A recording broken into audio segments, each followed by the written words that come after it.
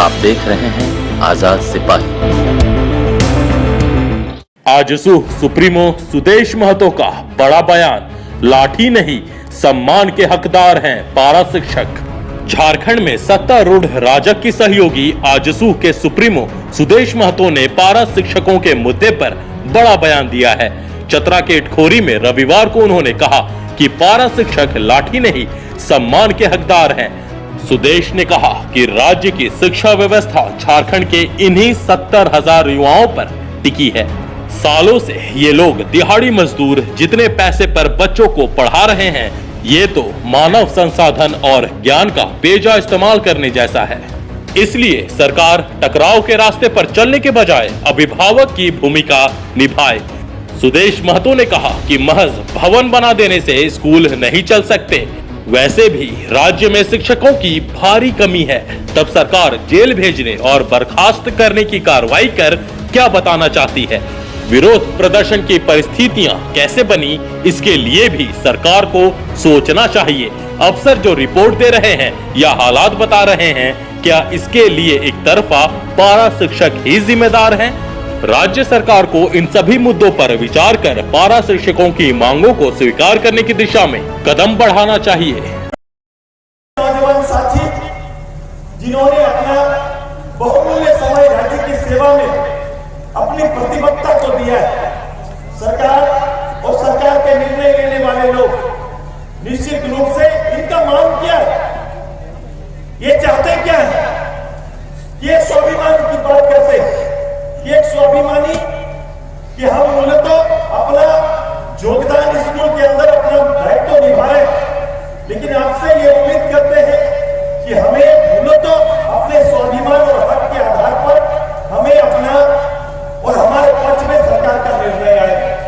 लंबे समय से काम करने वाले लोग स्थायीकरण की बात कर रहे, उनका वेतन तुलनात्मक रूप से आप देखेंगे तो 30 दिन का या 26 दिन का मनरेगा कंपनी अगर काम करते हैं तो शायद तुलनात्मक रूप से कहीं उनसे ज्यादा तनख्वाह हो जाता है। लेकिन मेरे टीचर जो सम्मान के हकदार है, ये उनको संभव नहीं हो पाता।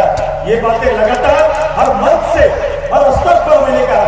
इधर मेरे भाई अध्यक्ष जी ने कहा कि सब सार्वजनिक मंच में कहना पड़ेगा। मैंने कहा कि राज्य के सार्वजनिक मंच चाहे कितना बड़ा खड़ा कर दे, सुदेश महतो आपके पक्ष में इस बात को रखेगा, क्योंकि आपको यदि हम मजबूत नहीं करेंगे तो मेरे वो 52 लाख बच्चों के साथ अपराध हो जाएगा। उनके साथ गवर्नमेंट की तरफ से अपराध हो रहा है। अगर उनको शिक्षा नहीं दे पा रहे तो ये अपराध हो रहा है। नमस्कार, आजाद सिपाही प्राइम में आपका स्वागत है। मैं हूं राहुल सिंह। प्राइम की पहली खबर, मुख्यमंत्री रघुवर दास के दौरे से पहले पलामू में 16 पारा शिक्षक गिरफ्तार, 200 से ज्यादा फरार। रघुवर ने छत्तीसगढ़ में कांग्रेस पर किया करारा प्रहार। प्राइम की दूसरी खबर लोहरदगा से है, जहां पुलिस ने नक्सलियों की नई खतरनाक रणनीति का भांडाफोड़ किया है। तीसरी खबर राजधानी रांची के बाहरी इलाके ओरमांझी स्थित बिरसा मुंडा जैविक उद्यान की, जहां एक हाथी ने अपने महावत को पटक पटक कर मार डाला। चौथी खबर भी राजधानी के बाहरी इलाके नामकुम से है, जहां हहाब गांव में लूट के इरादे से आए अपराधियों में से एक को ग्रामीणों ने पकड़ लिया। उनकी पिटाई से अपराधी की मौत हो गई। पांचवी खबर अमृतसर से है, जहां निरंकारी भवन में सत्संग के दौरान हुए विस्फोट में 3 लोगों की मौत हो गई और 20 लोग घायल हो गए। आइए अब सुनते हैं खबर विस्तार से। मुख्यमंत्री रघुवर दास सोमवार को पलामू प्रमंडल के मुख्यालय मेदिनी नगर के दौरे पर जा रहे हैं। वहां उन्हें चौपाल में शामिल होना है। सीएम के दौरे के दौरान आंदोलनरत पारा शिक्षकों द्वारा गड़बड़ी किए जाने की आशंका के मद्देनजर जिला प्रशासन ने कड़ी कार्रवाई की है।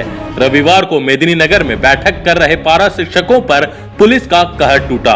पुलिस ने बैठक स्थल में घुसकर 16 पारा शिक्षकों को गिरफ्तार कर लिया। पुलिस की छापामारी के दौरान बैठक में शामिल करीब 200 पारा शिक्षक गिरफ्तारी से बचकर भाग निकले। इन पारा शिक्षकों ने सीएम के पलामू दौरे के दौरान काला झंडा दिखाने और विरोध करने की घोषणा की थी। रविवार को मुख्यमंत्री ने छत्तीसगढ़ की चुनावी सभाओं में कांग्रेस पर करारा प्रहार किया है। उन्होंने कहा कि देश में भ्रष्टाचार कांग्रेस की देन है, जबकि भाजपा केवल काम करने में विश्वास करती है। आइए अब नजर डालते हैं प्राइम की अगली प्रमुख खबर पर। झारखंड में सुरक्षा बलों द्वारा लगातार पिटते माओवादियों ने अब सुरक्षा बलों पर हमले के लिए नई रणनीति बनाई है। यह खुलासा लोहरदगा पुलिस द्वारा बरामद किए गए दस्तावेज और पत्रों से हुआ है। माओवादियों ने इस नई रणनीति को सिविक एक्शन का नाम दिया है।